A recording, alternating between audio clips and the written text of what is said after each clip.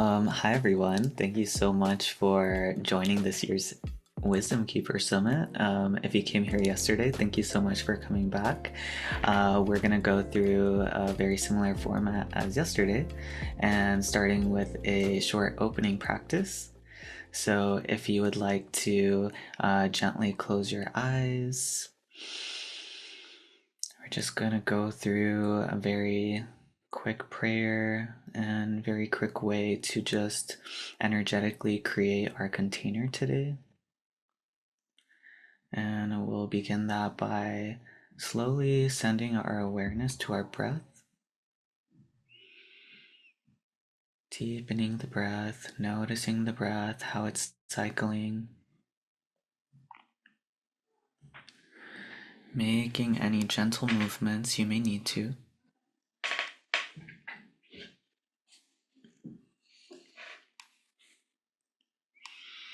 And we'll take a pause here to receive the sounds that want to be with us today.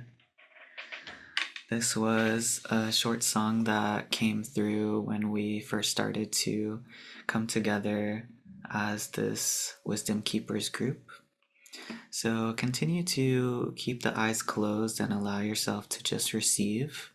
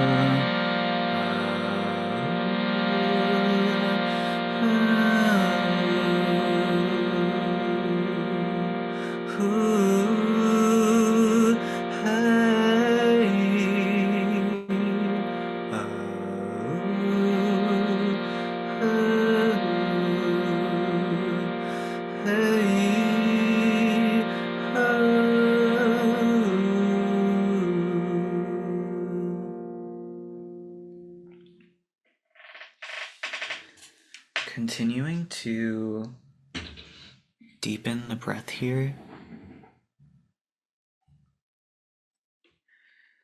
sending your awareness to your belly, to your heart, and the center of your head. We'll create a healing vortex for today, and we do this to open up to any healing and guidance that's available to us today. We also do this because all the work that we do in this life benefits all those around us across time and space, and because we are all quantumly connected. So we'll begin by inviting the benevolent spiritual traditions that have guided us in this life, the lands, the water, the fire, and the air that has nourished and taught us, the animal spirits, the plant spirits, our higher selves, our spiritual team, our sacred entourage, our ancestral line, the celestial and the rooted, the lunar and the solar, the temples and the temple keepers, the lands and the land stewards, the dimensions and the threads, the macrocosms and the micro. We thank you, we thank you, we thank you, we thank you, Sacred Mystery, for bringing us together. Thank you, Mother Earth. Thank you to those we may have hurt and the lessons we've learned. May we find more ways to forgive ourselves and accept the things we cannot control. We say this because it's true. We say this for those who haven't been able to before. We will and always will be victorious. I'll pause here just in case there are any benevolent intentions, guides, symbols, etc., that you would like to weave into our vortex today. You can mentally or out loud call them in, say their name, allowing them to be with us.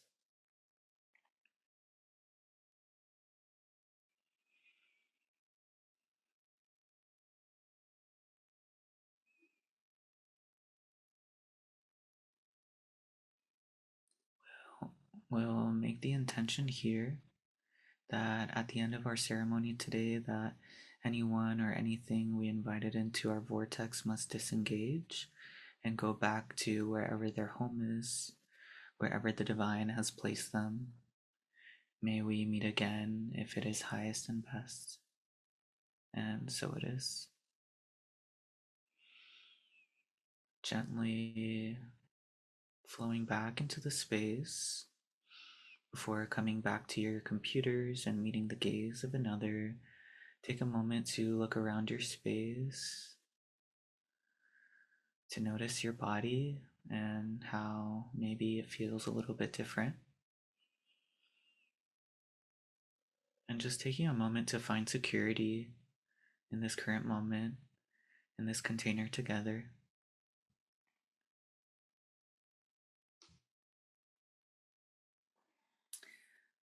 So thanks everyone. Today we're going to flow through a short intro and then we'll go into our roundtable and we'll end with audience questions. So if there are any questions that come up or if you'd like to dive deeper into anything, please let us know towards the end. But I'd love to begin with like what Wisdom Keepers is. For me, Wisdom Keepers is like a collection of tales from the medicine people within our communities, our neighbors, our people that kind of tend to the people, and how their lives have changed and been affected by the medicine that they carry. Many of us are born with like our ancestral gifts online. Many of us are born with our magic offline for whatever reason. So, what happens many times is that we go through a series of initiations or awakenings in order to embody our divine purpose and our mission. For me, this process of like surrendering old parts of ourselves or clearing things that are keeping us from embodying a truer or higher version of ourselves is what I like to call the hero's journey. And this is like the journey we must all go on in order to be the leaders and the stewards of this new template or paradigm that wants to come to the planet, which I kind of see it as like a new way of living, but I think a lot of the things that we are doing are actually very ancient. um, but we're kind of reorganizing the systems around us in a way that really prioritizes the liberation like of all beings, meaning being able to live sovereignly in relationship with the earth and the things that really nourish us, like the plants and the animals, the land, our community. And for me, this is like what the world is waking up to now as we see a lot of old structures and systems crumbling. that are really prioritizing those of privilege and power. So through today's talk, we are able to, you know, go back in time, travel to the past, and share what we learned in order to find a way forward together.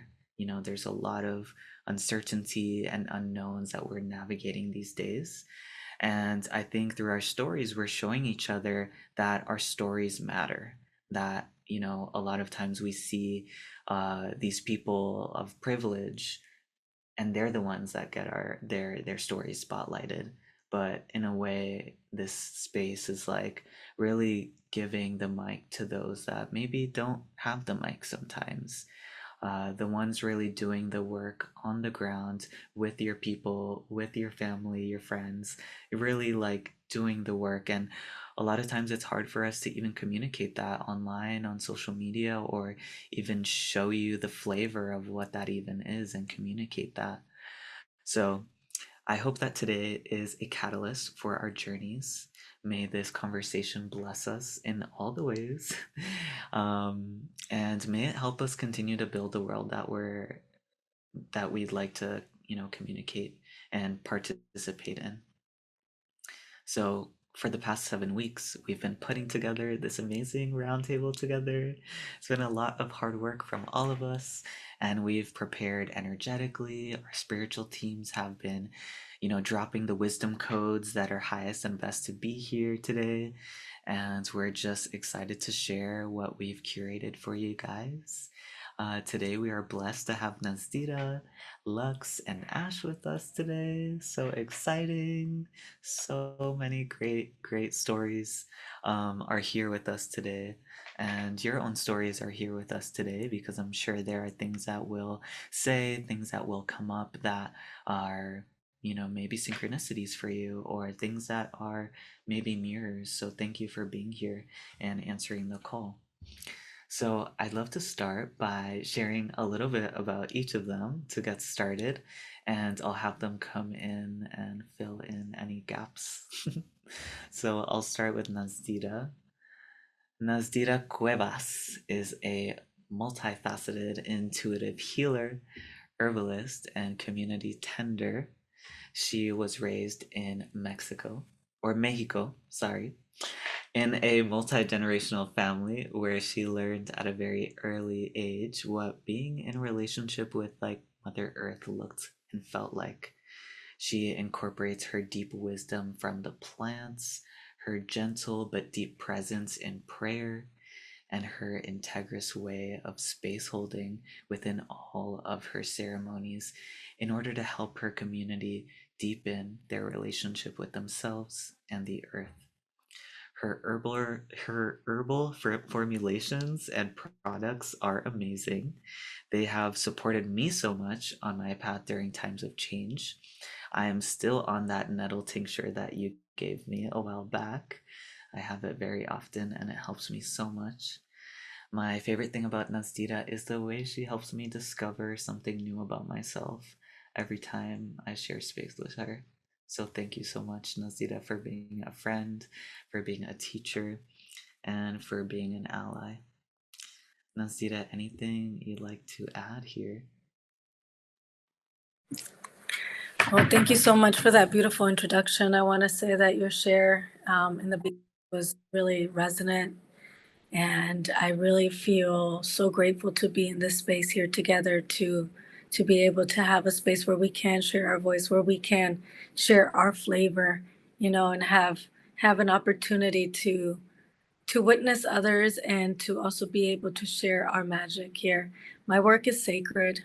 My work is sacred, and that is the words that came through as I closed my eyes and meditated and listened to your beautiful download that you shared. So, yeah, I'm here. My name is Nazdira. I am present. I'm a human. I am so grateful to be here and to share this space with you today. Thank you so much for being here with us.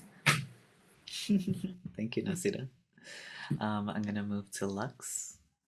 Lux, the creator of the amazing House of Origins Apothecary, which weaves the worlds of folk medicine, mysticism, and modern medical knowledge into plant preparations and educational offerings. Their mission is to help others discover the innate wisdom wrapped within the foliage of the earth and the power the plants have to heal in order to help us see our interconnectedness within all life and find our way back home to ourselves. Their wisdom has empowered and educated their community with teachings about bodies, botanicals, and the cycles of nature. Lux has a diploma of phytotherapy and has been studying ritual and occultism for over a decade. My favorite thing about Lux is their ability to see the threads between various tools, traditions, and energies and deliver that wisdom in a way that's super grounded, clear, and personal. So thank you, Lux, for being here and for being a friend and an ally. Lux, anything you'd like to add there?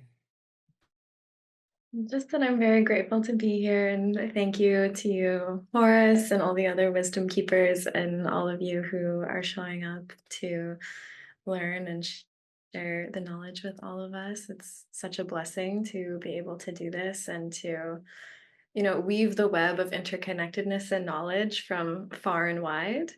And I'm really just feeling and visually it's like coming to me as well in the beginning opening of like just how exactly that web is weaving like all around the world between all of us and all that we're sharing, and what a beautiful offering that is. Thank you so much. Thank you for being here. I'm gonna move to Ash. Ashley O'Shaughnessy. Isn't Ash's name like it just slaps. Like I don't know, something about the S's. It just gives for me. Ashley O'Shaughnessy is a folk herbalist, energy worker, mirror traveler, and hairstylist. Her deeply energetic practice of hair tending has led her to the great remembrance of communicating with the subtle energies of the unseen and plant spirits. She is currently a badass teacher at the Lakapati School of Herbalism and Somatic Arts and creator of, I'm gonna butcher this, Kali. You can help me later.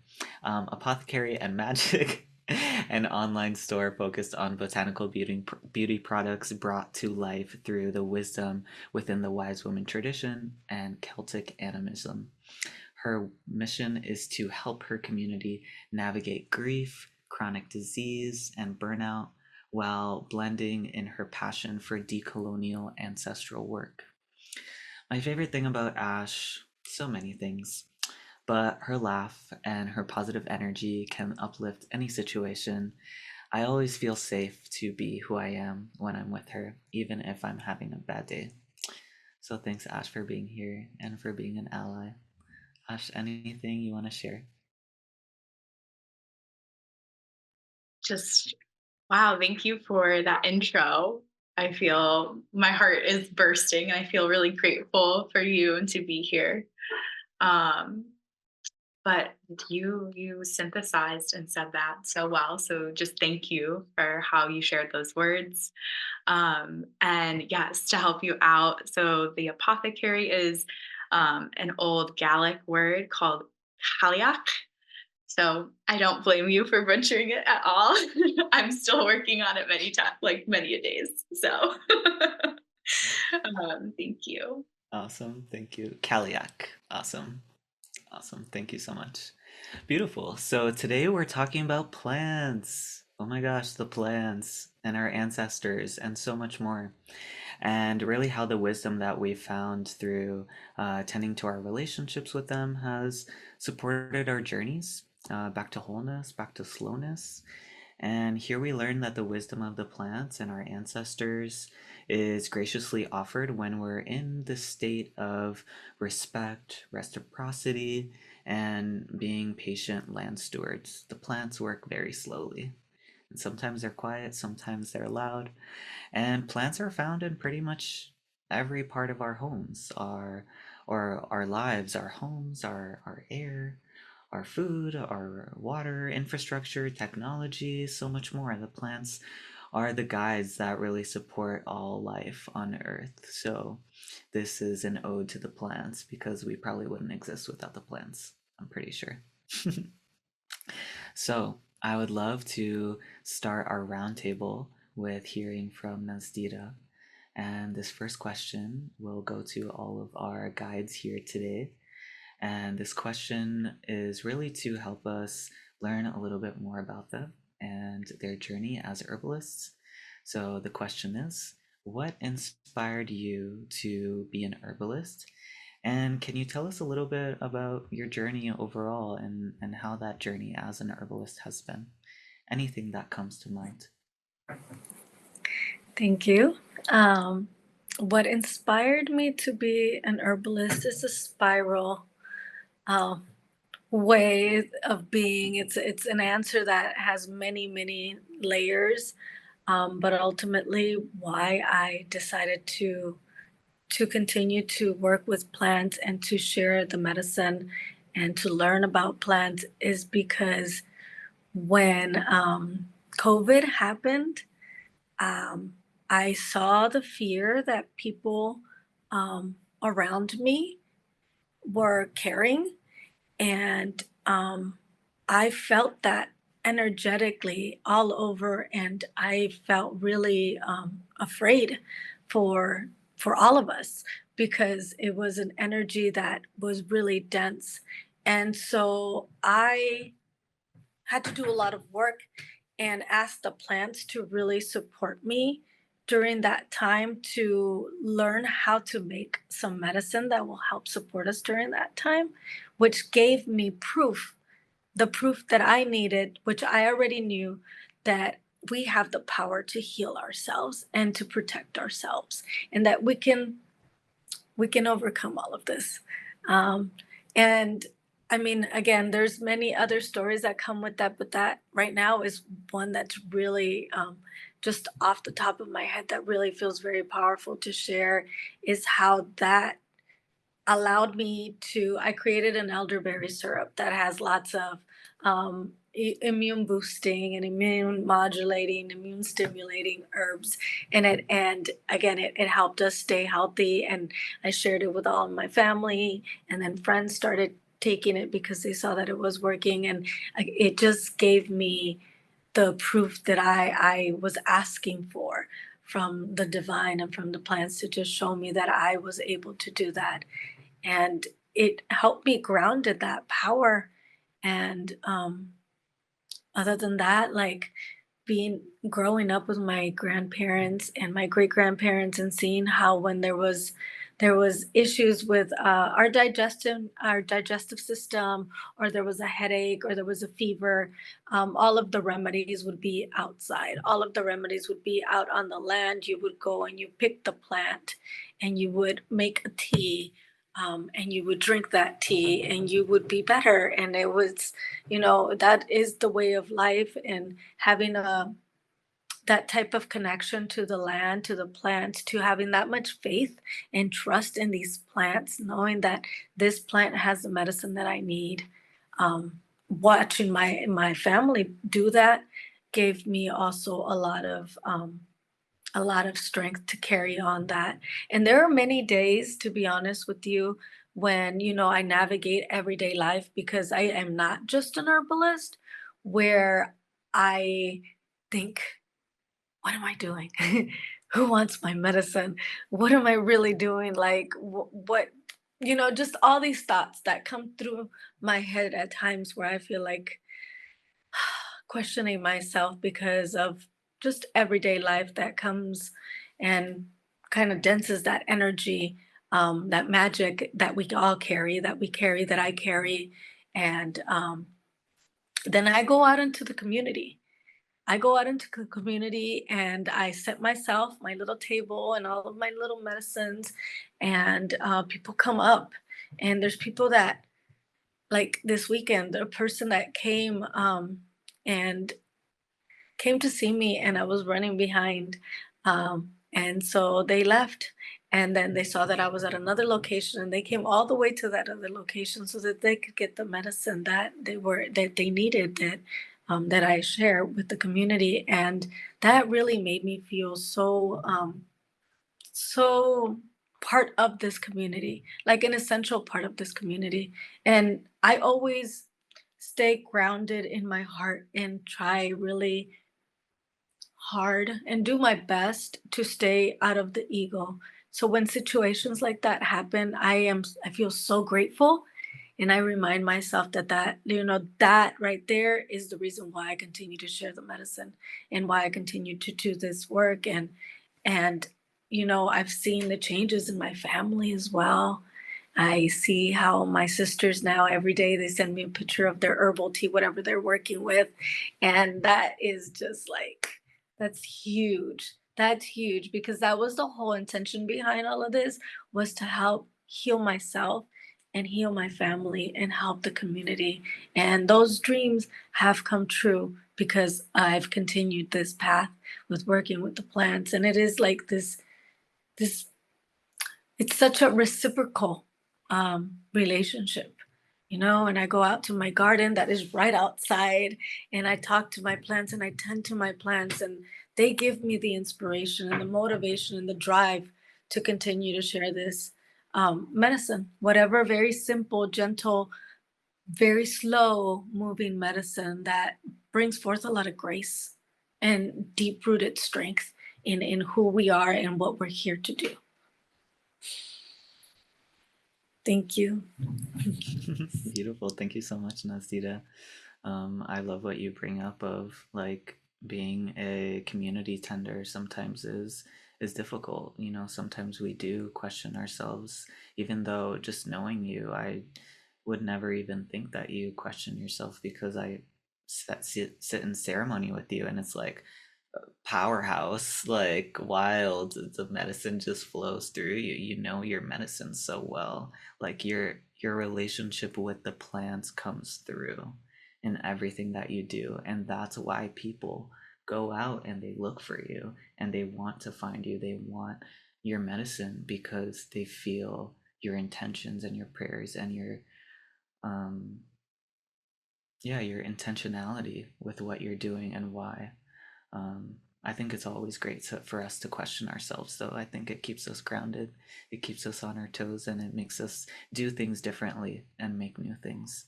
So there's nothing bad there. So thank you. I'd love to share the same question with Lux. I'm curious what has inspired your journey as an herbalist, and if there's anything about your journey that you'd like to share. Yeah, so my journey as a herbalist started because I actually wanted to be a doctor when I was young and coming out of high school. Well, all throughout, high school, I was like, I'm going to go to medical school. Like, that's what I want to do. And then the time came to make that decision. And I was like, I feel like if I lived out the rest of my days in a hospital setting, that I would hate that.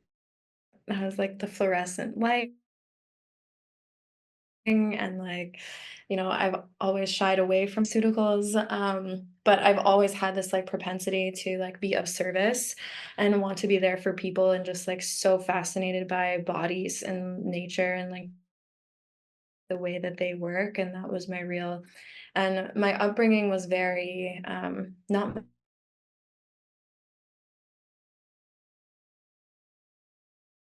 and I'm like one of the first ones to it and bring it back. And I was resonating with what you said, Boris, about sometimes you're born and the magic is dormant, and you have to like awaken that within yourself. And I really did have to do that in my journey.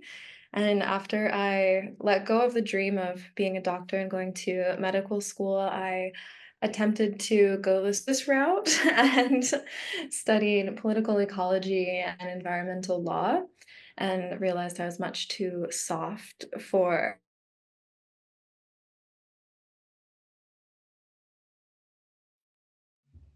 Oh, did we lose Lux? Oh, All right, we'll give Lux a moment to come back.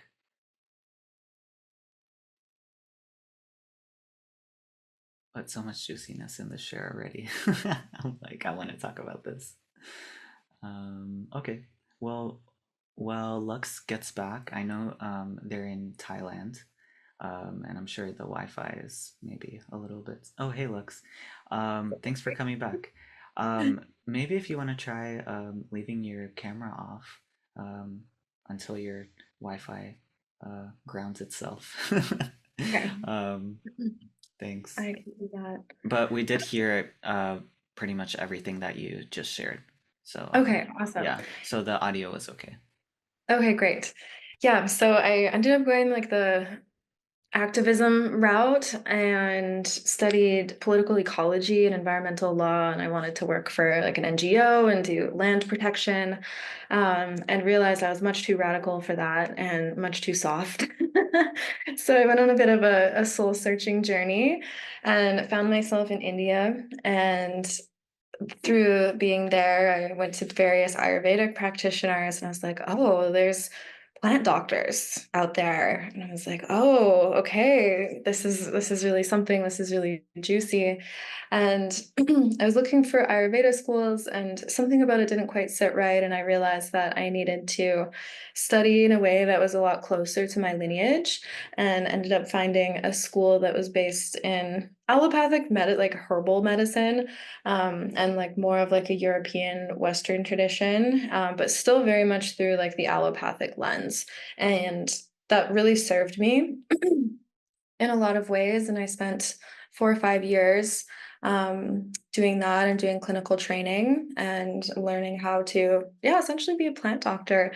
And after that, I was like, okay, my spiritual awakening started to happen, and I was like, I need to study ceremony. I need to learn the more spiritual ways, because there's so much more that's going on with the plants and the medicine and the way that they heal people than, mint has these actions and is a carminative and is cooling. Like there's just so much more to the plant spirits than the list of actions they have, or the list of ailments they treat.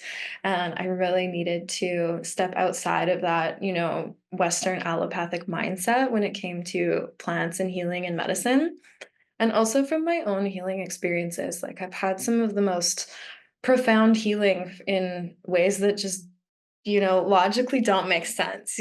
For example, I was having gallbladder issues pretty young, at around like 25, which is very, very young for someone to experience issues with their gallbladder. And I went to my naturopath, and I say that in air quotations because she's so much more than that. And she ended up drumming and singing and addressing like ancestral and family curses that were within my body. And I never had gallbladder issues again, and trying to make sense of that and explain that with my, Western mindset. I was like, okay, let's dive deeper. And then I dove into mystery schools and occultism and ceremonial arts, and I've been studying that ever since and merging those two paradigms ever since. And it's been a really beautiful unfolding of that knowledge and ways of being. And we've talked about being bridge workers so much as plant people and medicine carriers, and I really do feel that in the ways that I've studied and come to this plant path, is like bridging the ancestral ways and bridging, the modern medicine and the science, but also, this really, really old wisdom of the plants and the earth. And it's funny, you also said something about bringing these like ancient ways forward. And one of the taglines of my business is wellness and tools for an ancient future.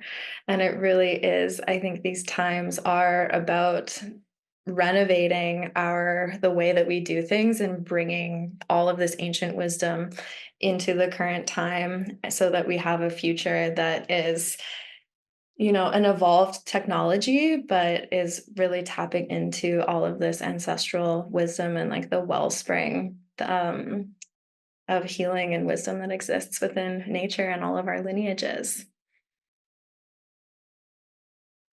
Wow, what a journey. What a beautiful journey. I love what you share around going somewhere and being like, Actually, I know there's all this like Indian knowledge here, but like really this isn't resonating with me, and I really want to do something that's closer to my lineage. I found myself on that path as well, and that ended up bringing me to Costa Rica to learn about farming. Um, it didn't go the way that I expected, but I did end up learning a lot of Costa Rican wisdom from someone there named Antos, and he's also in maybe I think he's probably here, but also he's in Wisdom Keepers.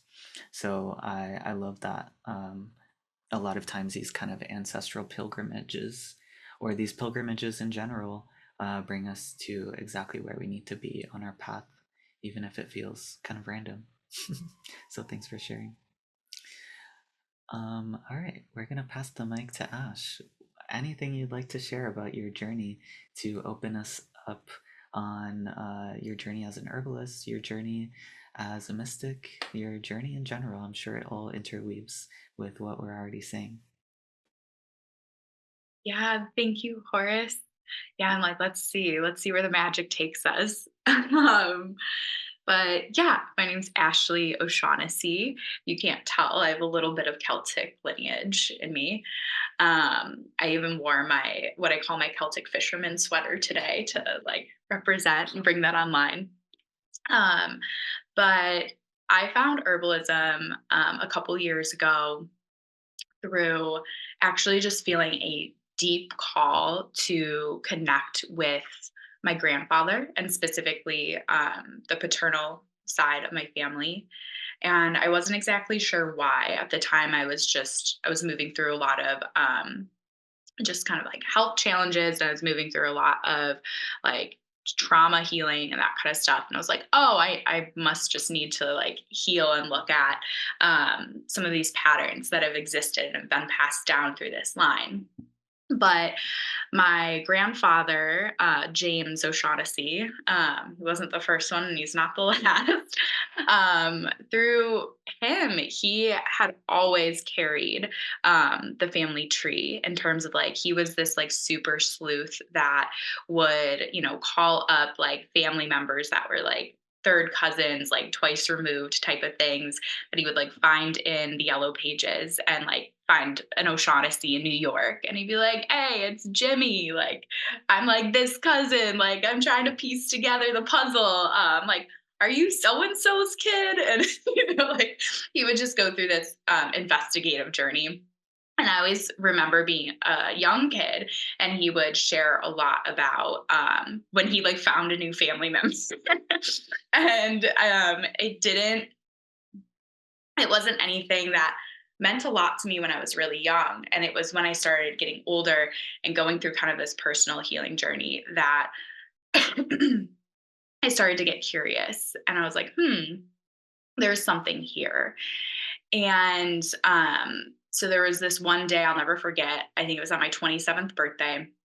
I had pulled a card and it was like number 27. And I was like, I need to call my grandpa and I need to write down our family tree. And it was like almost exactly a month before I entered my first experience of mystery studies. And something really magical came of that. And this is what led me to the plants. I promise I'm getting getting to that part of the story. Um, but I talked to him and I wrote down the whole family tree, like everything that he remembered, anyone that he had connected with or to, or like puzzle pieces and dots he put together.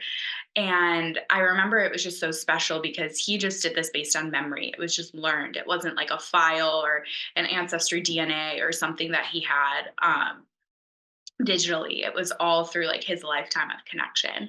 And so it was from there that then I entered my mystery studies, in which I was introduced to folk herbalism of the wise woman or wise one tradition by my mentor, our shared mentor, Hamza Lafay.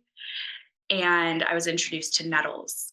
And it was from there that just like everything blew open. I started working with nettles. I started to remember what being present with something that is unseen but is so felt, how powerful that is. And it reminded me of my childhood of sitting under this big willow tree and how it would hold me. And so, all of this to say is that my world just completely blew open. And it's important to mention that journey with my ancestors and with my grandpa, because it was through diving in with nettles and the remembrance of the willow tree that then gave me access to communicate and to hear clearly from my lineage. And so, it was just a really fascinating journey of how like that door was opened. And then like it's like turning on the radio and like you can't turn the signal off. So now anytime that I work with with plants, the way that I work with plants is very much from that space. It is very felt. It is very intentional, like kind of like a one plant at a time type of thing. Um, and it also reminded me of the fact that I've always been a really sensitive being. I've always been really sensitive to medication and pharmaceuticals and all that stuff. And so it's been a really cool full circle journey to get to connect with them in this way. Um, and then lastly, I think important to note is, so I grew up in a household where my mom is an amazing RN, and her family, there's a lot of RNs throughout our family. And, they raised me in the best way that they knew how with the tools that they had. But it was all directed towards pharmaceuticals. And it was all directed towards this, like, well, somebody knows better than you. Somebody has the answers for your body. They have the key of healing. And growing up as a very chronically ill child and teen, I was constantly searching for these answers outside of myself. And I was constantly seeking these positions, these people in positions of power, which were typically white men, and like waiting for them to validate something that I was feeling. And so my path with herbalism now, and with working with the plants and working with the spirit, has been very empowering, and very much like not only a remembering of lineage and connecting with that DNA, but also very much a remembrance of like the power that we all innately have. As I believe Nazdira said in the beginning, of the power to heal ourselves, and like know that like it doesn't need to be always outside of us. It's like right in here. And that's what the plants teach me too. So that's on that. Period. Thanks. You ate that. um, I feel like there's so much that we're talking about in relation to ancestry. The ancestors are in the chat, but also ancestry. And I want to maybe deepen into this a little bit more. So I'd love to also ask this next question to all three of you. And maybe you kind of already answered it, but I'm curious if there's anything there you want to deepen into in relation to why do you think there is that connection between the plants and our ancestry, as humans or within your own ancestral line. And we'll start with Nazdira, if there's anything that comes up for you when I ask that question. Yeah, the first thing that it made me think of is, well, because before, people lived in relationship with plants. That is the way that they were able to um, receive their food. And also, there was connection to the plant in a way that they were able to receive messages and information in a way that was just innately. And I know this because I witnessed my grandparents and my great grandparents have a relationship with the plants in a way where they spoke to the plants, and they deepened their relationship by spending time with the plants, which then gave them information on what medicine they were receiving or how to use the plant, right? And that's how it was before. That communication was innate, and it wasn't questioned, and it wasn't quieted down, because that's all that there was. It was survival, and being in relationship to the divine and sacred land that we live on. Um, and it just, to me, that that relationship with the plants, that ancestor connection, um, I feel that bridge is there because it is really important for our ancestors to help us not forget who we are. And that is why those messages continue to be shared and received. I can feel them like with us all the time, and how when we make these quantum leaps, it's because of the support that we have of the plants, and also because they're there cheering us on. And yeah, it feels really powerful. I've actually, just all of your shares have been just, touching my heart so much. So I'm really happy, and I have so much to say, but I'm going to go off topic. So that is my answer. Beautiful. Yeah, I love this remembrance of like ancient, like when we talk about like ancient wisdom and bringing the ancient medicine back, or not even back, but more um, on the forefront or more as a spotlight. It's more about this primal, the primal self, the animal self. And I love how you brought us all the way back into like the beginning of time, in a sense, Nazira, and told us that it's always been us and the plants. It's always been a way that we survive, and how the plants hold specific codes and specific information, depending on where the plant is, the type of plant, the land. And I feel like for me, I've really learned that in a more tangible way in Costa Rica, when I was like eating the fruits and tending to the plants and making teas and trying new things. And I was like, wait, I'm getting all these downloads, and they're related to my own ancestry, or they're related to what I'm going through. And I've never felt that before, but it's because I was in relationship with the plants that were literally right outside of my bedroom. Versus like the plants that we get at the grocery store, or the plants that maybe we don't grow. Not better or for worse, but it's just a different experience. I'm curious for you, Lux, if there's anything um, in any of those shares that you want to build on, or anything that comes up for you. Mhm. I'm glad this is coming up because this is something I think about all the time and has really informed my practice as a herbalist and helped me understand plants as a whole. But going back to this beginning of time, there's been this biological co-evolution of humans and the plants that we use as medicine. And we've been intertwined and intermingling for thousands and thousands of years, to the point where our physical bodies now have certain receptors for certain plants, like our endocannabinoid system, for example. Like, we have literally like enmeshed ourselves with the plant world and vice versa. And I really do think that as we've kind of developed these systems and these capacities for using plants and holding plants and communicating with them, I think they have developed that capacity as well, where perhaps I don't know, this is just my intuition, but I'm gonna roll with it. I also think that the plants have developed potentially certain constituents or actions or ways that they work in the body in response to us using them as well. And I really see that humans and the plants like being of service to each other.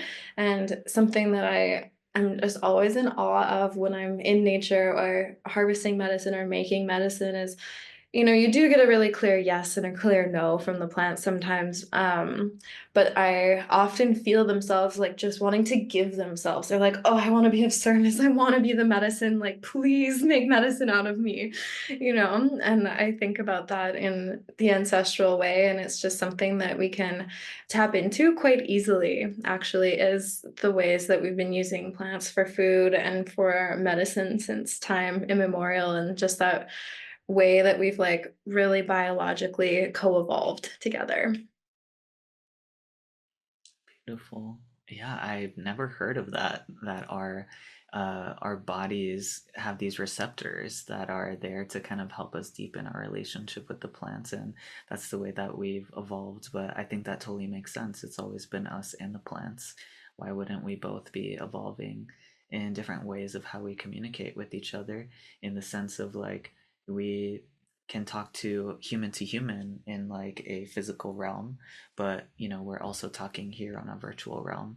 And I think the way that communication continues to evolve is also mirrored in the way that we communicate and work with plants as well. So thanks for bringing that up. Ash, anything that you'd like to add as well? Yeah, just with this question and with both of y'all's shares, I just have been getting like very vivid, like repetitive images. And yeah, I don't even know if this is like exactly what you're asking, but what I'm like really feeling and like feeling into right now is with how fast our planet, our like the human race technology specifically is evolving.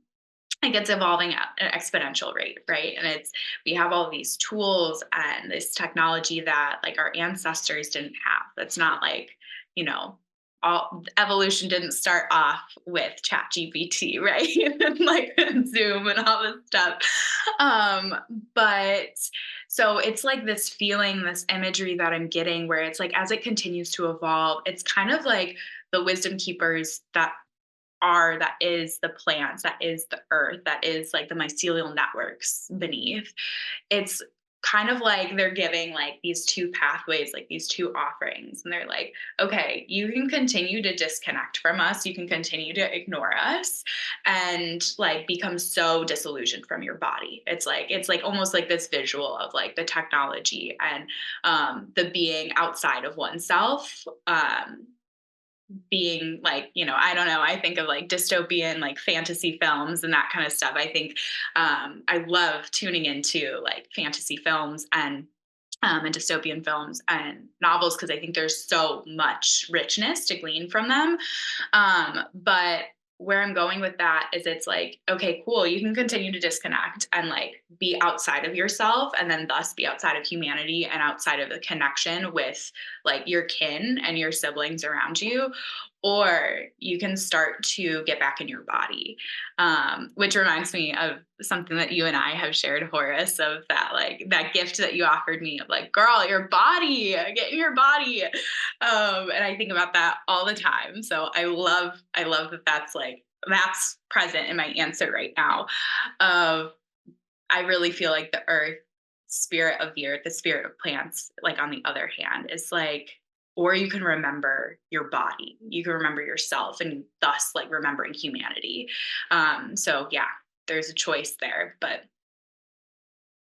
yeah, I don't remember the original question, but that's You got it. You got the question, you got the answer, and you answered the next question. So A plus.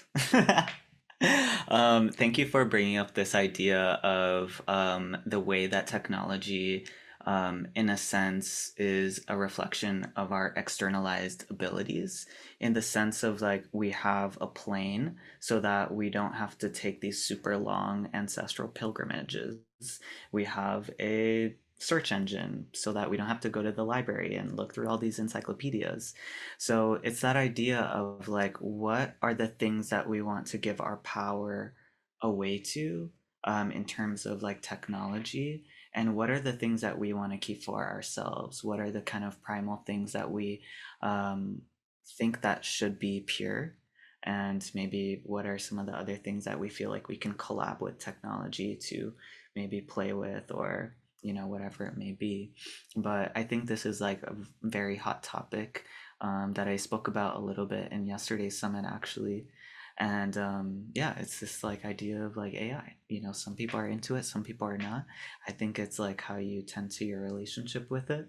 But I think overall this connects to our topic today, because it's kind of asking us like, what do you think the plant kingdom is really trying to teach humanity and like your community through you as a plant channel? So I'd like to share that question with Nazdira, if there's anything that comes up for you in terms of maybe a recurring message that has come through you to your community, or just a message in general that is recurring in terms of like what is wanting to be shared with humanity? I think the answer is clear for me. And what I receive is that we need each other. We need to be supporting each other, that we can't do these things alone, and that we need to be in community. Plants live right alongside each other.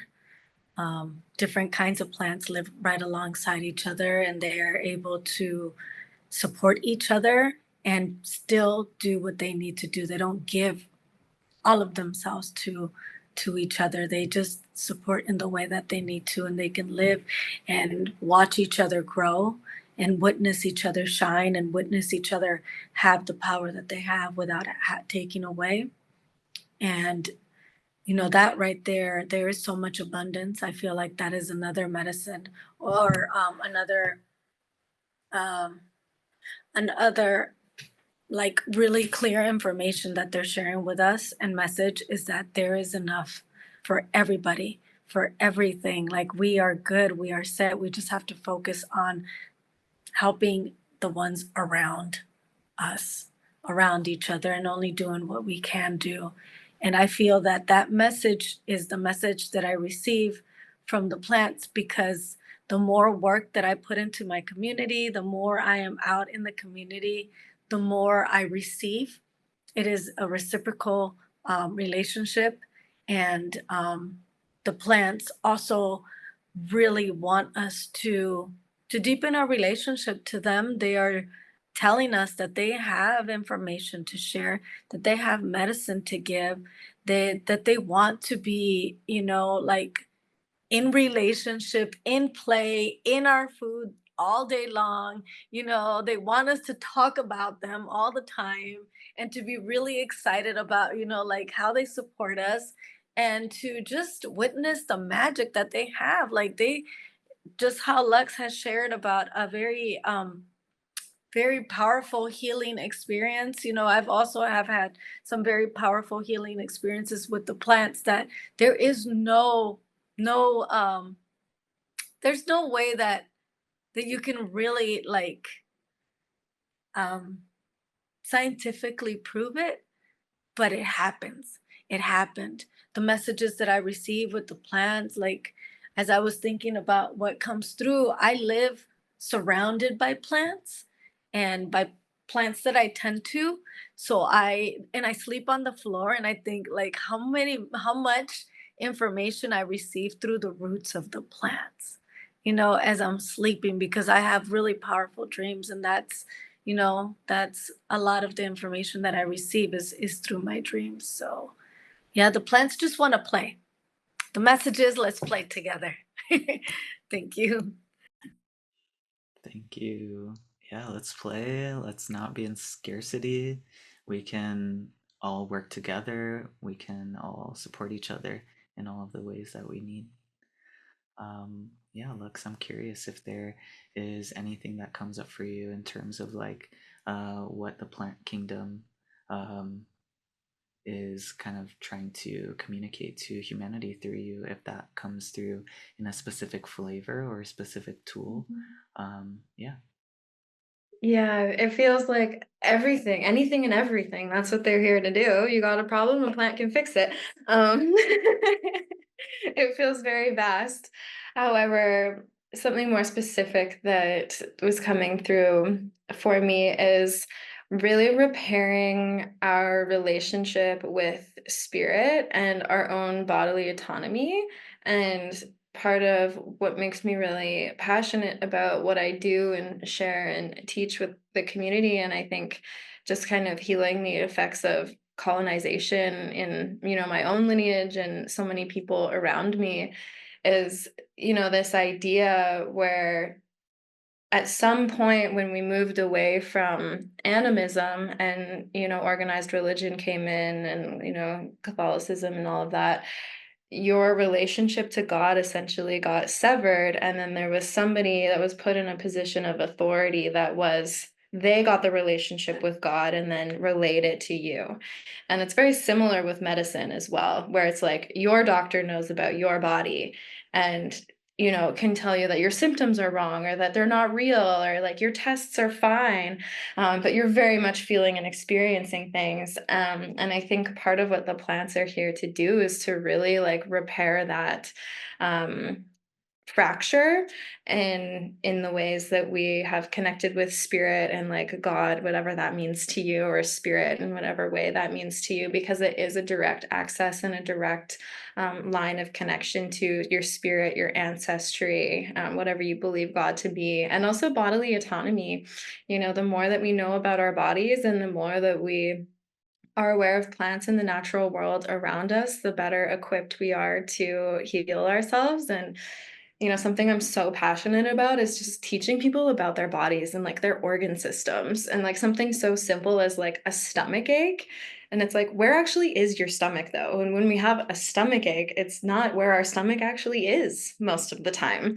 And just actually giving people some like awareness of where their organs reside in their bodies so that they can make more informed decisions about their health and their wellness and feel way more like empowered and knowledgeable about what it is that they should do, and like yeah, how to heal themselves and treat themselves. Hmm. I'd love to ask a follow-up question to you, Lux, and kind of I'm curious how we begin to like start building a relationship with plants. You mentioned this kind of externalization of like your spirituality and your health via the middleman of the doctors and the priests and all of these things. So how do we kind of heal that and decolonize that relationship and kind of jump over those middlemen and get to the plants, which then get us closer to ourselves? I'm still very much learning. However, what I like to do and tell people to do as well is just start where you are. Like walk outside your house where you live and like look at the plants that are there. And just see what you're drawn to, because like your curiosity is the medicine, and that is like the guiding force, and like what inspires you and your curiosity is that's really all you need to start with. People can be very intimidated by beginning to work with the plant path, and they're like, there's so much to know, there's so many herbs. And they're scared of herbs too. They're scared of plants. I find that really interesting in my practice, where like sometimes people are more willing to like gulp down essential oils than they are to take a tincture, or like pick a plant and just eat the straight up plant, you know? And I think the more comfortable we can be in nature and like our immediate surroundings, and the more we can create an intimate connection with the land that we live on or that we're visiting or anything like that, is just a really simple way to reclaim some of that power, and take it back into your own hands, because it's you dictating your own journey with it, and not relying on, a priest, a doctor, any other herbalist or anything like that to tell you where you should start or what you should do. It's like, let that come from inside and let that come from your own desire and excitement, because that passion is really what feeds that process. Beautiful. Thank you so much. I'm curious for you, Ash, like passing the baton to you. Like, what was that first kind of moment of experimenting with the plants and like trying to figure out, like, okay, how do I heal my body? What am I doing? Am I gonna get sick? Like, what was that experience like for you? Like, starting to build your relationship with the plants and also like why maybe offerings are important, or you're kind of like, okay, I found my plant and I'm kind of trying to deepen my relationship with the plant, and I guess I'm asking two things: how do we begin, and then also how do we deepen our relationship with plants? Yeah, such good questions. Yeah, for me, beginning, um, like you said, like my initial connections with the plants for the first time while healing my body, it honestly, two things. Like I was, yeah, two things come up. One, I was pretty much at my sickest. So I was already in this place of really deep surrender, because I was kind of in this place of like, well, I've tried everything else. Like, I've taken everything else under the sun. I've listened to every doctor I possibly could, and like, no one's listening to me. So let me turn to this plant. And I was kind of in this place of like, just to speak to the fear and speak to the validity of those that maybe are brand new or like wanting to enter into the plant path or like work with herbs for the first time and are feeling fear. I was kind of at this place. I'm like, well, like nettles, for example. It's like, well, I'm working with nettles. Like, it doesn't say it could potentially kill me. Like, it's not a poisonous plant. So, like, the worst that can happen can't be any worse than what I've already felt. So, like, let's find out. So that was kind of how the very, very like almost like pre-introduction was. And then it really began with like kind of like what your second question is, like this offering. It turned into this like, instead of just taking a pill, or instead of just like taking a tincture or whatever it is, as if it was like an allopathic medicine, how can I like sit down and form a relationship? And that's how I was introduced formally into the plant world, was to like be slow and to treat the plants and the allies like a friend, or even like a stranger that I was like sitting down with and being compassionate with for the first time. Um, and so that's what that looked like for me. I keep getting this visual of this nettle patch that like I think of often, that found me. I was wandering and wandering, as I like to call it. And I was wandering and wandering near my mom's house a few years ago at like a hard time in my life. And I was walking down in this little canyon path, and like this giant nettles patch found me. And it was like earlier on in my like plant journey. And I just sat with it. I just like sat like in this like little clearing in the middle of the patch. And I was like, let me just see like what opens up, um, without having to know, without having to like have an outcome. Like, let's just see what happens. And then I began to like continue to ingest it and just like tuning in. Um, but with that, then there was like this offering of that reciprocal relationship. There was an offering of like my energy and my time. And that ties a little bit into like some of my background. Before I was introduced into herbalism or to plants, I was like first introduced into Reiki and energy medicine. And so that was like the one thing like outside of like Western medicine that I had started to learn in terms of like connecting deeper and connecting with my energy and my body. And so that was like what I initially started offering, and like being an offering to the plants, like to give. And then I learned about other things that I could do to like, kind of like treating the plant as a friend and being like, what's going to be good for the soil? Like, what's another plant or like something that I can just like offer, or, some oats that I can like give for my ancestors, to this ancestral plant. So all of these little things I think tie in with a little bit of my history of Reiki and that wonderment, because it's like they're like unseen gifts, if that makes sense. So that's kind of how I look at both of those things. Awesome. Thanks. I love what you bring up about how you can introduce plants to other plants to actually help them. So, like, yes, your offering can be like some oats to the land to say thank you, but then also those oats, like, what is the chemical makeup of those oats? Does that plant really need the chemical makeup of those oats? And can it, like, really help the plant grow so much more? So understanding that like your offering is like for you, but it can also be in this kind of meta way, like for the plant too. And it's like the plants are offering to other plants through your offering, which I love.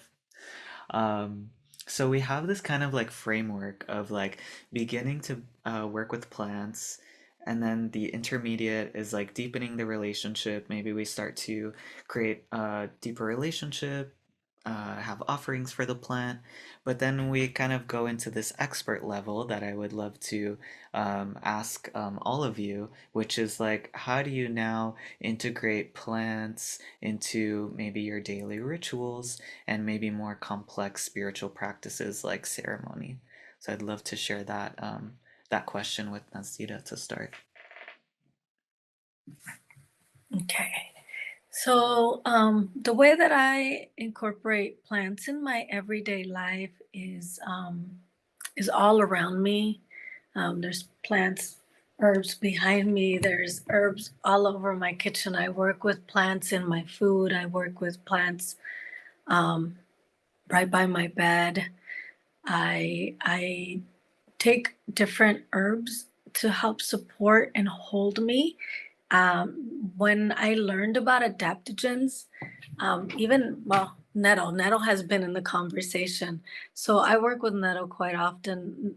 Nettle really helped me learn to ground myself and like really feel this like deep nourishment and also healed my body and my eyesight and my teeth. So like now I work with nettle all the time, but I also work with other herbs that help me support my body and support my nervous system in a way where I just feel grounded. And whenever I feel airy and out of my body, too much anxiety, I work with lemon balm. So that's an ally that I work with quite often. In my car, I have a Tulsi oxymel that I made when I was working at Esalen. And if you've ever heard of that place, it's a beautiful, magical land up in Northern California. And I had the honor and the blessing to make medicine from that garden, that sacred garden where the three waters meet. And Tulsi was the medicine that was there for me that day. So I made a Tulsi oxymel, which I carry in my car with me. And so whenever I have to go and do whatever work I need to go do.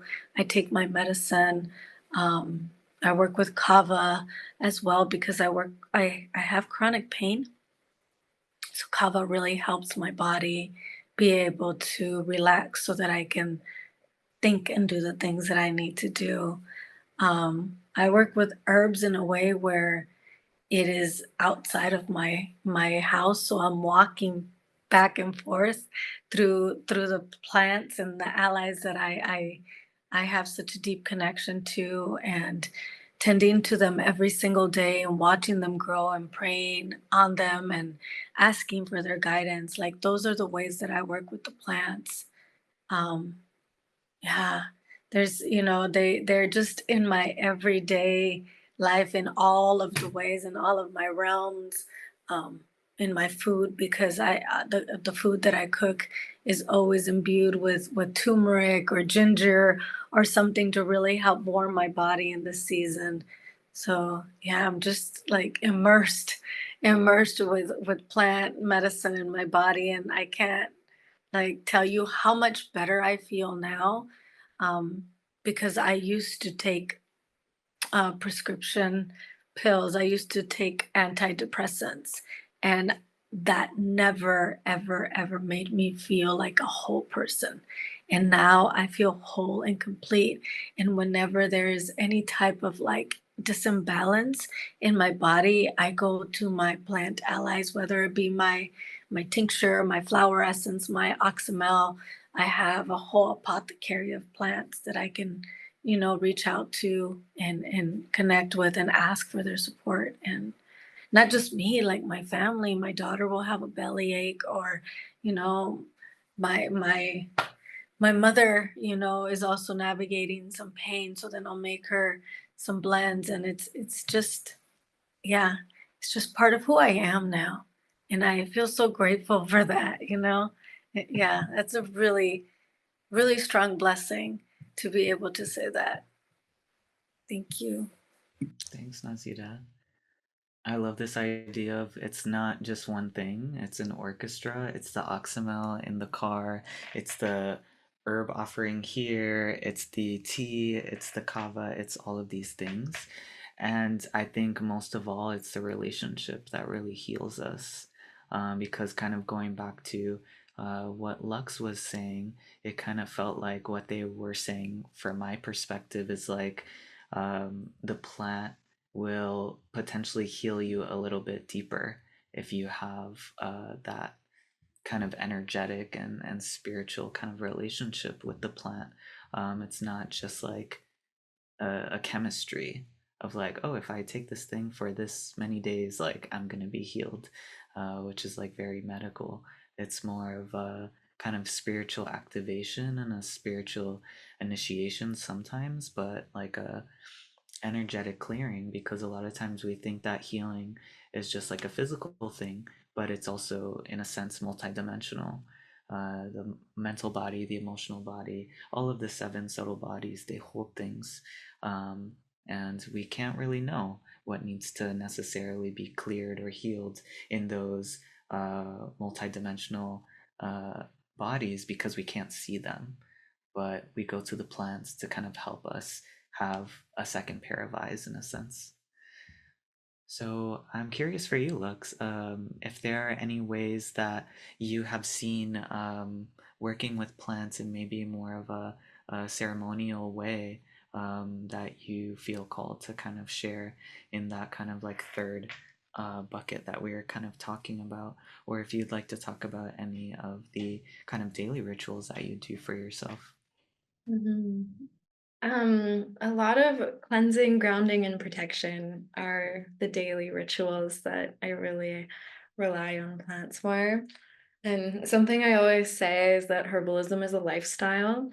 And I think that it's been pretty exemplified in the way that all, three, four of us are speaking about the ways that we use plants and are in relationship with them. But I really love leaning on them for ritual and ceremony, especially blue lotus. This is like I perhaps might be like the plant of my life at this point. It's blue lotus. um, but I use this plant so much for almost everything. Like it helps me with my chronic pain. It's helped me heal trauma of like my lineage, of my womb, of like sexual trauma. It's really helped me with like my gender journey and sexual identity as well.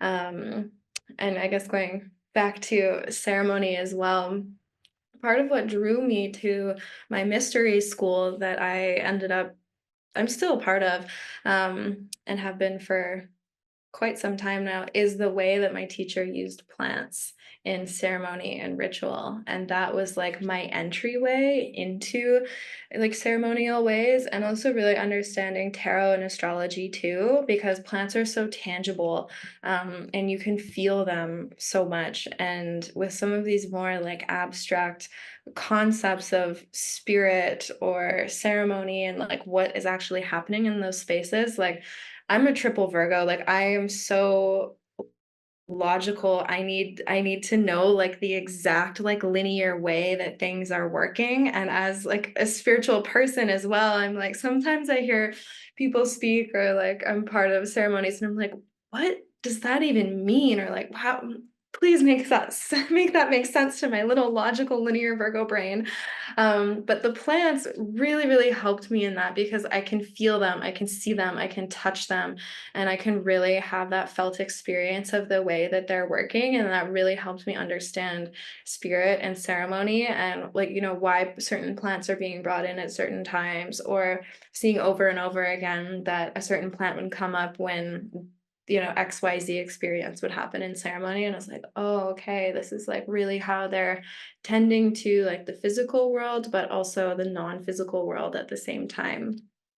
And also really feeling the ways that they support my body and have healed disassociation. Something that took a really long time for me to understand is that like ascension or spirituality, or like opening yourself in a spiritual way, it happens in the body. It doesn't happen through escaping the body, or I would do all these like meditations where I would go so far from my body or like astral project so far from my body. And then it would be hard to integrate back in. But as soon as I tried to do that from a very physically embodied place, um, my intuition opened.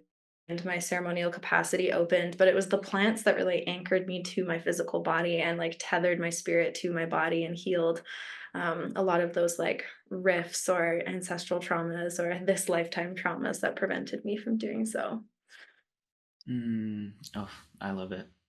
It's just like that idea is so important for whoever is watching this and also just the spiritual community as a whole. It's that spirituality happens first in the body and it should be there. And it shouldn't be on this like far planet or your awareness of a far planet or whatever it may be, because we are here to be humans, we are here to be in our body. And I think a lot of times when we have some type of spiritual awakening, we start to experience all of these different ailments or these different things in the body. And it's because these are a lot of kind of dormant things that are coming up to the surface that we would probably have to deal with eventually. But spirit is giving us the gift of being like, hey, now you have the tools to actually take care of this, so let's bring it to the surface so that we can clear this and that you can continue further down on your spiritual path and be the leader, be the visionary, be the community tender that you're meant to be. So thank you so much for that, bringing in that thread. um, yeah, I'm curious for Ash if there's anything you want to share about your daily rituals or how you use plants in your ceremonies, or if there's anything here that you want to bounce off of. Yeah. Oh my gosh, there's so much here. I'm just very much echoing and resonate with like what both all three of you have shared. Um, and yeah, so what I'm going to bounce back to kind of like what I heard you say, Horace, about like moving from, the quote unquote beginner of like being introduced to plants, and then like that like expert level of like what does that mean when it's like woven all throughout your life. Um and really like I just like it goes back to the beginning. It really like boomerangs. It's like both and. So it's like if somebody is like really interested in continuing to deepen into like just deepen that journey and that connection and imbue it into their everyday lives and into ritual, it comes back to everything that y'all like already like have mentioned in terms of like coming back into that initial like that initiation, the initial introduction with the plant that you're working with, starting to work with one at a time and like getting curious. And like, I think that in itself, like those foundations is what brings one to the quote unquote expert level. Because like it just continues to open everything up.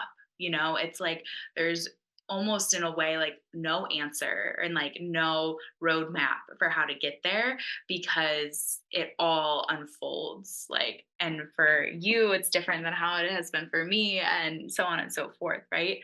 um and then that also is like somewhat similar to how I'd answer how I sit with plants in ceremony. So when I guide a plant ceremony, um it very much starts with like regulation of the nervous system, with the body, with the breath, and like other tools. And so, all of like what we're talking about is like, once again, back to the basics. It's how do we get in the body so we can hear clearly, and sense clearly, like using our instrument, our body, like to be able to hear the resonant sounds and frequencies. Because it's like if the guitar isn't tuned, if the radio isn't on, we're not going to be able to hear the music. So that's very much how I begin ceremony, is like tuning the vessel, tuning on that music and that frequency. And then I have a tendency to just like let the plant guide me and let it journey through a series of visualizations that it hands to me, with like my own relationship with the plant. Um, And yeah, and letting that like work down through the body, letting that show whoever is receiving or is in ceremony in that way, to receive like their own visuals or feelings or senses or poetry, whatever that might be. And then when I'm just having ceremony for myself, it looks so many ways. I work a lot with like tree medicine this past year. So I've been working a lot with like cedar and juniper, and through just like smudging. I think Lux had said like through a lot of like protection, clearing, so that way I can hear my instrument clearly. Gorgeous. So we are almost at the end. We have about 30 minutes left. Thank you for everyone that is still here, and I hope you're enjoying this beautiful conversation. I feel like this is like an intro, but also an expert level herbalism class. So thank you to our guests and our guides for being super open and honest with their experiences. If there are any questions that people have related to anything that we shared or just working with plants or this topic, please feel free to put it in the chat.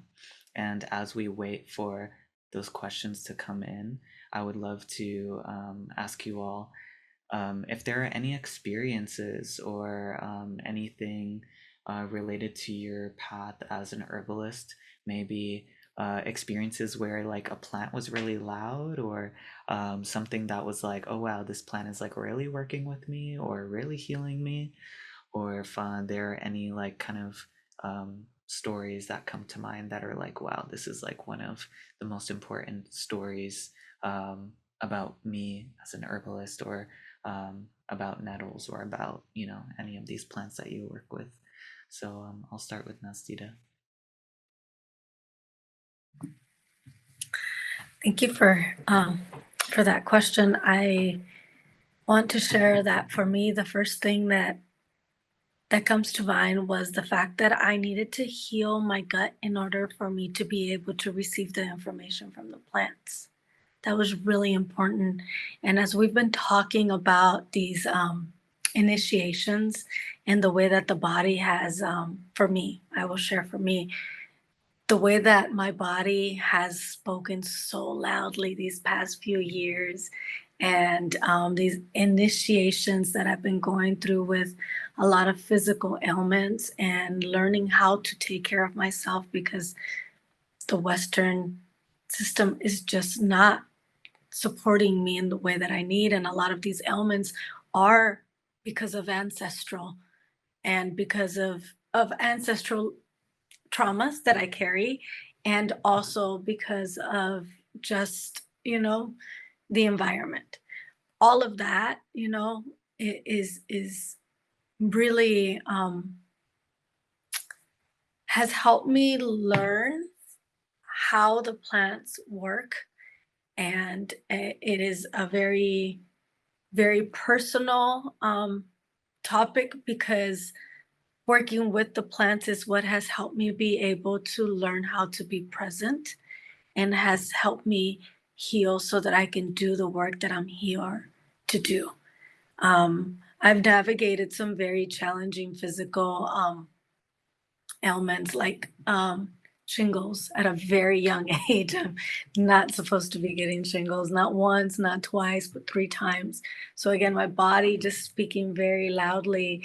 And lemon balm and cannabis were my medicine. Nothing that the doctor gave me healed me, but working with lemon balm and cannabis helped me heal my body. And oregano oil was also really powerful for that.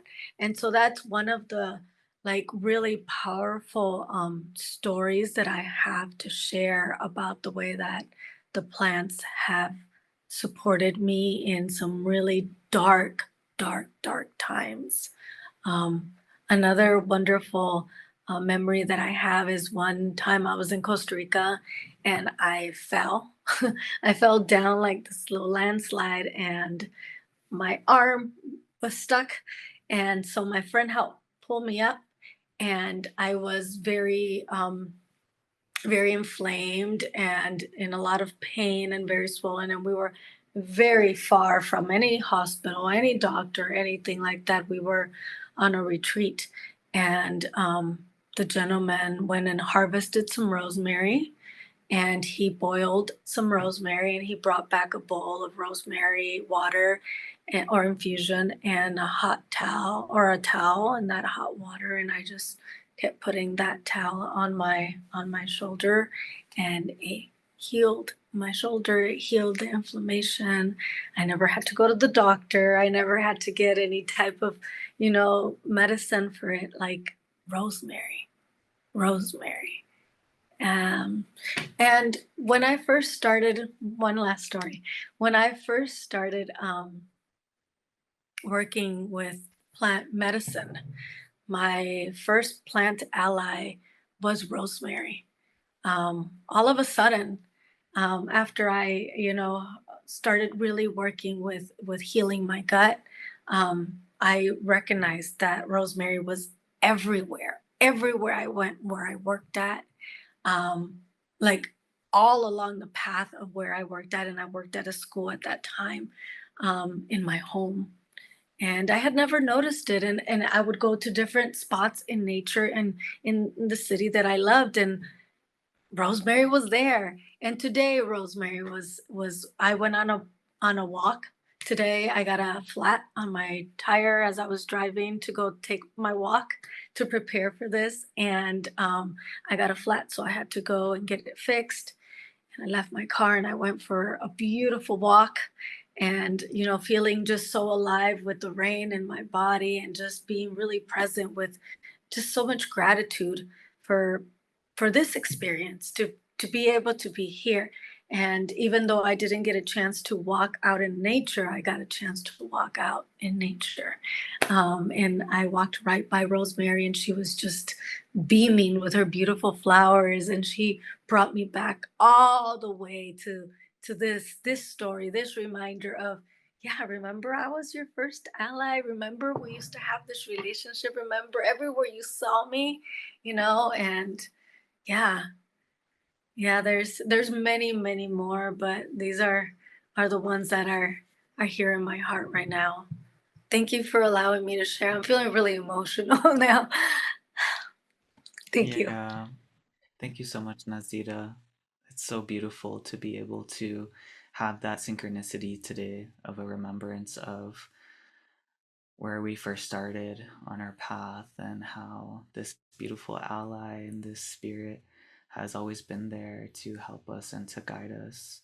And it's kind of like seeing an old friend, being like, hey, remember me? So thank you for sharing that. And it really shows us how deep our relationship can go with a plant. And for those that think, like, oh, it's just a plant, it's like the things that are real experiences and that really change our life, that really heal us, like, that's not just a plant, it's so much more. Or just quote unquote a plant of how they're seeing it.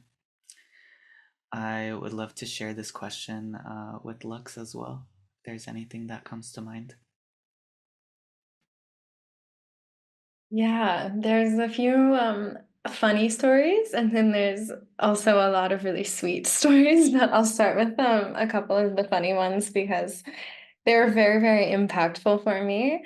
And one of them was with passion flower very early on in my herbal study, where I didn't fully know or believe the power of plants yet. And I took a massive dose of passion flower, and I was like, whatever, it's just a plant, it's not like sleeping pills. And I lost like 6 to 9 hours of my life. I don't remember going to sleep. I don't remember waking up, and I don't remember going to school. I remember coming to in class being like, how did I get here? And I was like, oh, the passion flower really, really took over. And I was like, okay, I'm really sorry, plants and passion flower. Like, I will never underestimate you again. I really understand your power. Like, if you have the power to give me lapses in memory. And somehow I walked through the city and walked to school and got to class. I was like, okay, I felt very, very humbled in that moment. Another one was with St. John's wort.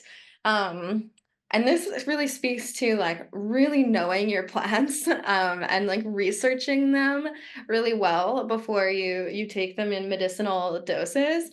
So St. John's wort is photosensitizing, so it makes you more sensitive to the sunlight. And being a white girl who lives in Canada, don't really think much of it. Could probably use a little more sensitivity to the sun most of the time. However, I was like deep in my seasonal depression. I was like, I'm going to take my St. John's wort to my winter vacation to Barbados. So I'm taking lots of St. John's wort and I'm in the blazing sun, and my whole body broke out in this like crazy it was kind of like the tiny blood vessels of my skin burst, and it was quite an alarming experience. I was like, what is happening? I'm like melting in the sun and I couldn't figure out what was going on. And I was like, oh my God, it's the St. John's wort. I'm like photosensitizing myself and in the blazing sun. And just really having some of these like corrective experiences with plants and having them humble me and really showing me like the potency of their medicine. And it really influenced my belief in herbal medicine and just the ways that they work. Oh, what is another one? And also one of the ways is when they started to come to me in my dreams was really impactful and profound for me. So this happens to me when I'm making new formulas for some of my products. Like sometimes plants will come and they'll be like, I need to be in this formula. That happened with yarrow, with a dream formula that I was making. I was like, yarrow's not a dream herb. Like, why are you here? But it wanted to be there for protection. And it was giving me the message that if I'm going to be making dream medicine and giving people medicine that is really going to open their astral realm, that there had to be something for protection in there.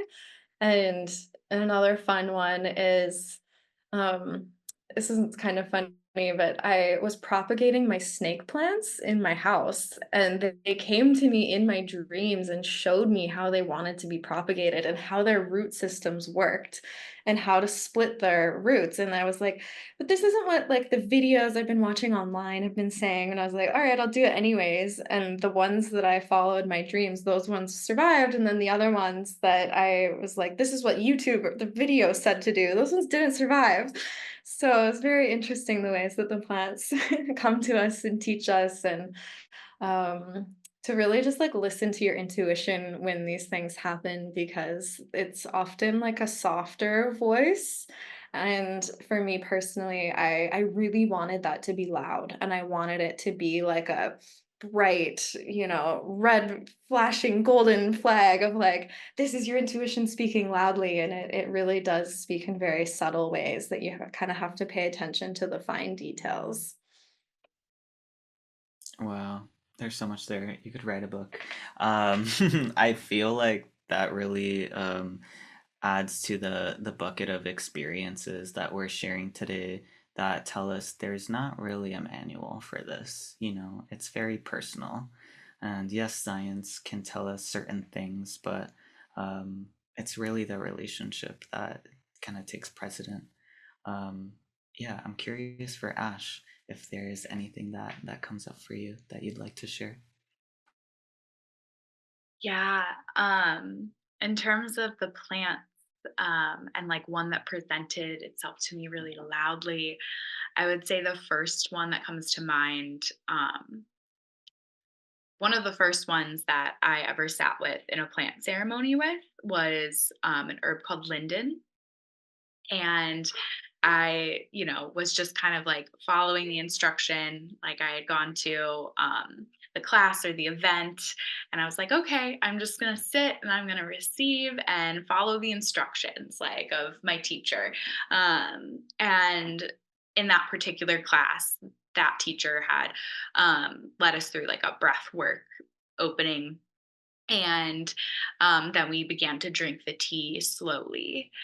Um, and I had no expectations of what was going to happen, and I was like transported. I like mentally in this waking dream was like back in my grandparents' house and had this like big snake um forming in like a compass, in like a circle or a dial around me.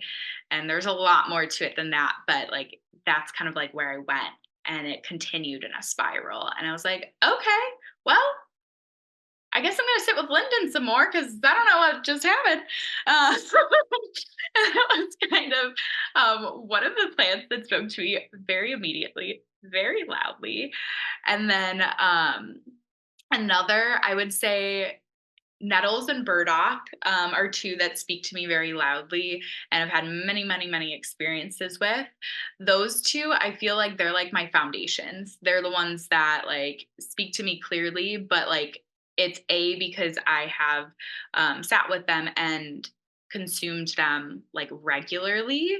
Like I spent 2 30-day sits, or like 30 days of drinking an infusion of nettles, 30 days of drinking burdock, very intentionally each day for 30 days straight for each. And there's like no way that you can't glean insight from that when you do that with a plant. Um, and then lastly, hawthorn was one that kind of like blew my socks off. It was the one that I was like, oh, this is so delicious and tasty.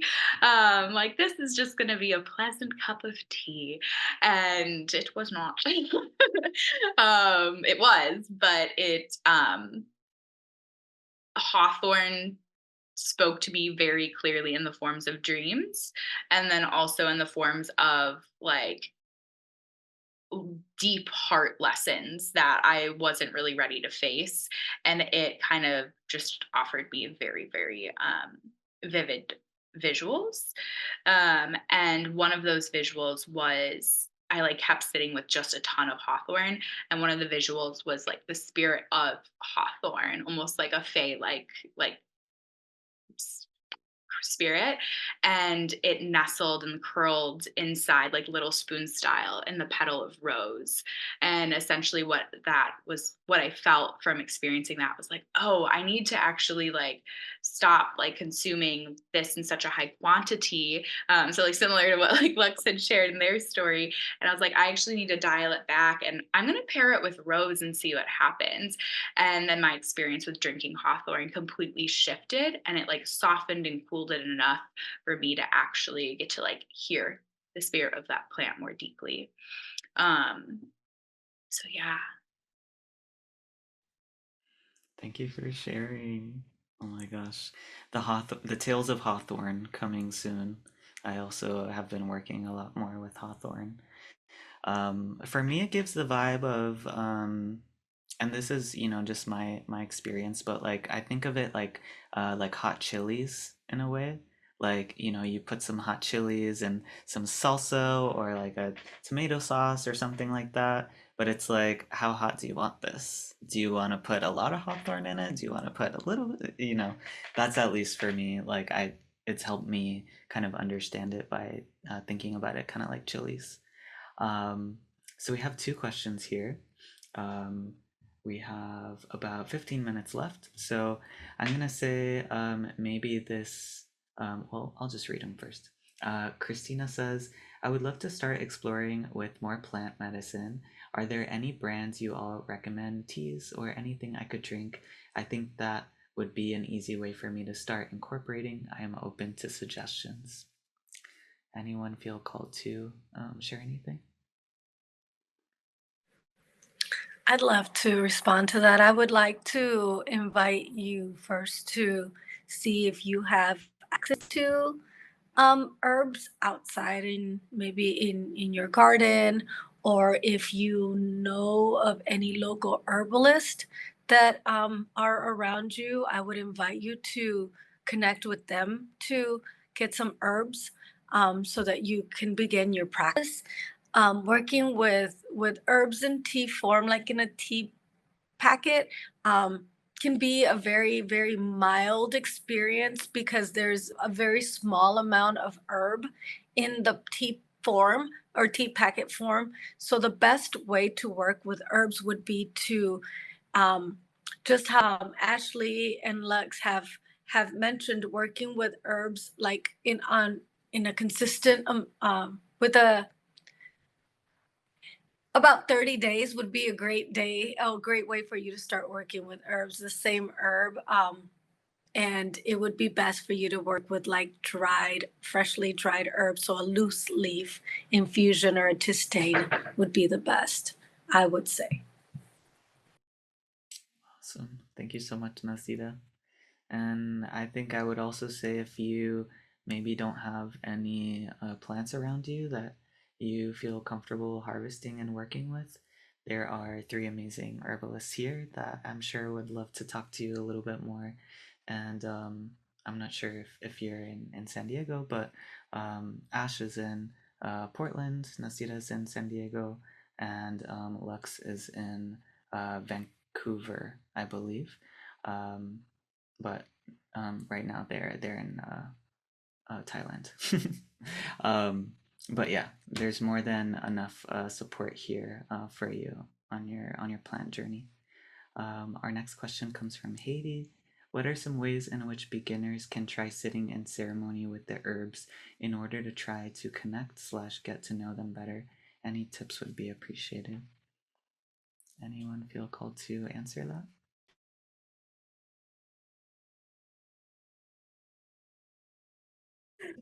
You go, Ashley. Like, jinx. Yeah, I'm sure we all have amazing recommendations for this question, Haiti.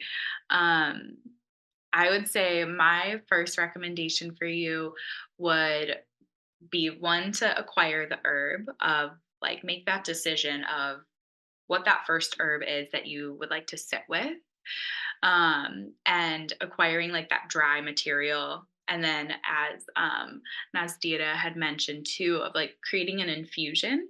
And so what that looks like, to reap like the most benefit, is taking that dried plant material and putting like, a pinch or a palm size, whatever feels right to you, and placing that in a jar, and then filling that jar with water and letting it sit overnight. So if you were to let that sit, I mean, really anywhere from like 4 to 8 hours is amazing. But I just like put mine in my jar, tuck it in, and then get to wake up with that in the morning. And that's kind of how I start my day. Um, and really, it's like going through like a meditation is one way. Like, I like to hold the dry plant material in my hand as well, like even before I'm consuming that infusion I just made. um and honestly, like, you can ask questions. So like, let's say, like, you're sitting with nettles or rosemary, and like asking it, like, what do you have to teach me? Is there anything you want to tell me? Why am I sitting with you? So that's what I would first say. But Lux, do you have anything to add? Yeah, I my practice is very similar to what you were saying. And in addition to that, I usually will like sit with a cup of tea. This is a thing that I do. And like take people on as like plant connection ceremonies and journeys. But basically doing a visualization where you feel your own body and like get a very clear sense of where you're at, right? Because that's your baseline. And then ask permission to commune with the plant, ask permission for your field to merge with the plant, and then just sit there in meditation and see what comes through. State what your intentions are, and like really create a dialogue with the plant as well. Like, ask the questions, ask what the medicine is, ask how it works in the body, how it works in the spirit, and to continue coming back to that. And I really think about plant connection as a process of courtship, very similar to how we would want to court a lover. And, think about yourself too. Like, when you first go on a date with someone, you're not telling them your deepest, darkest secrets and like the deepest aspects of yourself. You're waiting until you feel safe with that level of intimacy. And I think the plants work in very similar ways, where they like to be courted, like, who doesn't love to be doted upon. Or like if someone brings me flowers, I'm like, that's great. That makes me want to love you more. So can we bring our plants offerings? Can we bring them tokens of our appreciation? Can we really court them into being in relationship with us and into our life? And I just love like romanticizing that process. Gorgeous. Thank you both so much. What was coming to mind in terms of this question was I was uh, like thinking about what Ash was saying and how maybe you have a mason jar and then you put the herbs inside. Maybe a follow-up question is like, how do you know when to work with a plant and do cold water or do hot water in the mason jar? Do you leave the mason jar out on the kitchen counter? Do you have the hot cool down and then put it in the fridge? Like what? Maybe you can add a little bit more flavor just in case Haiti is curious. Here we go. Yeah, no, those are great questions, Horace. The hot and cold thing, um, ultimately, I would say can depend upon two things. One for me is preference, and two is it kind of depends on the plant. Um, but I would invite you to experiment like with whatever plant it is that you choose, like whatever herb or herbs that you choose to begin this relationship with. I would invite you to try it both ways. Like maybe one day you're doing like a hot water infusion, another day you're doing a cold water infusion, because the temperature, depending on the plant, is going to kind of bring forward different constituents and different maybe like flavor profiles or the way that it lands, just depending on what that plant is. So like I know some people that like swear by just doing a cool like cold or room temp infusion of nettles, and some people prefer it hot. um as a general rule of thumb, if you're working with something that's like a root, you'll probably want to do that hot because it needs more of that heat to, for lack of better words, say like open up. Um, but yeah, and then what did you say? Like, where do I place it? I just have mine on like my kitchen counter. I have it like next to my stove because that's where I'm gonna remember to like drink it when I wake up in the morning and strain it. Um, and usually I'll just kind of like place like the lid just on top. I won't like screw it on, but I'll just like place it, keep like any gnats and stuff from flying in there. Um, and yeah, but I've experimented with that. Like sometimes, like if it's a full moon, like perhaps today, I'll put it outside on the porch if I feel like it won't be disturbed there. Let it get bathed in some moonlight, that kind of thing. Thank you so much. Thank you so much. Awesome. Um, yeah, I first kind of was thinking about that because I think in the past when I was with Nazdira, she was mentioning um, that different, I guess those two different options of cold and hot, and I was just curious how you guys would answer that. Um, but yeah, I feel like we are kind of at the end. We have about 4 minutes, so I would love to take that like remaining time to just like help people integrate with all of this information and just say thank you all for like joining, and all the codes that were dropped today. Thank you to our guests for sharing their stories and their experiences. So I'd love for us to just collectively just like close our eyes for a second and just taking a second to take everything in that was shared. Thanking all of the plants that were mentioned, all of their messages, and the relationships that they have with our guides today.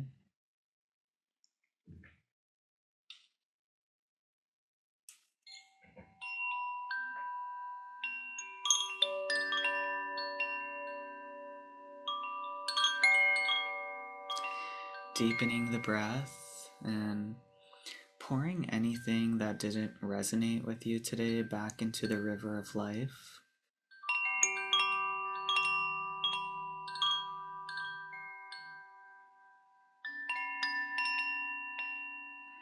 Giving gratitude for whatever you're leaving with today.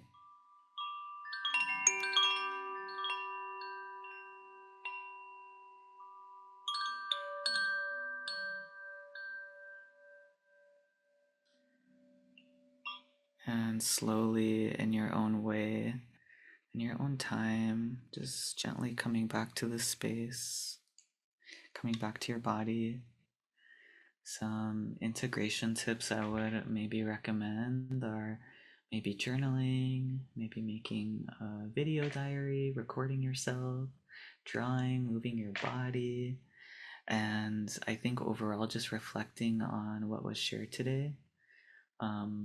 If there's anything that you'd like to share, any reflections that you have, feel free to unmute yourself and share, or send via email, or just overall just sit with all of this. I love you all so much. Thank you for joining. And I'll just give a final moment here in case there are any reflections that people want to share. I'm also gonna ask, like, once we end, for our guests to just stay on, just for a minute or two to just debrief and close the container. I just want Let's to do say this again. thank you so much. This was awesome. Thank you, Haiti. I'm so glad that you joined. Me too. Thank you.